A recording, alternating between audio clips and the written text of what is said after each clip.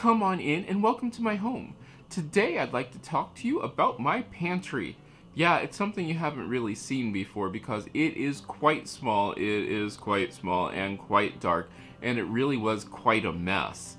I mean, it was, just take a look at the picture. It is awful. There are things everywhere simply because I did not have a system in place to keep things organized, and I knew I had to do something because the space is horrendous. It is very dark and just tight and packed with stuff. So what I did was I thought, hey, since I'm doing this $0 decorating challenge, click the icon and you can find out about that, and you could participate in it too. I thought I'd do my pantry the same way. I looked at it and said, what really needs to be done first? And the first thing is it needed to have some light.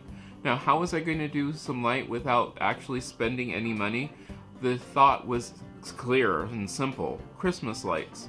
The Christmas tree lights that I put in there don't give tons and tons of light, and that's okay because I don't use the area every day. I just store things in there and I just need to be able to see into the back.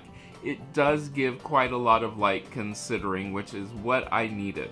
The next thing that I thought about was dividing it up into sections. Instead of just randomly throwing things in, I threw it in by, put it in by simply putting the baking stuff in the middle, and then the 2 shelves of baking stuff goes right where I need to get them at my perfect height reach so that I can get to the things that I wanted.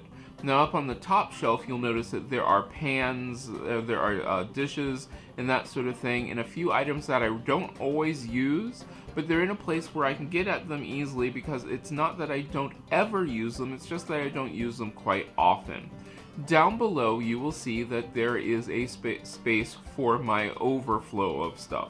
My overflow is not baking items, they're items that I would use in cooking or everyday, but it's the overflow spot. So I thought that was simple. Then on the bottom where the carpet is, which is its own problem, I put down an extra baking sheet because I had an extra baking sheet lying around. And then I put the contents of my hard apple cider, which is really, really good, by the way. And then I have the leftover of the homemade beer and a couple cans of pop that my best friend comes over and drinks occasionally. Then I put in the extra SodaStream canister. Now, I do keep my SodaStream in my closet because it is something that I do not use every day, but it is something that I want to have out where I can have access to it.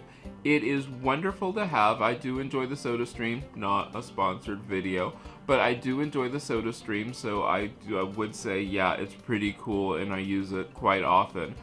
But that's how I did my pantry. I did not do anything with risers, which if I had the money for, I would have spent money on the risers.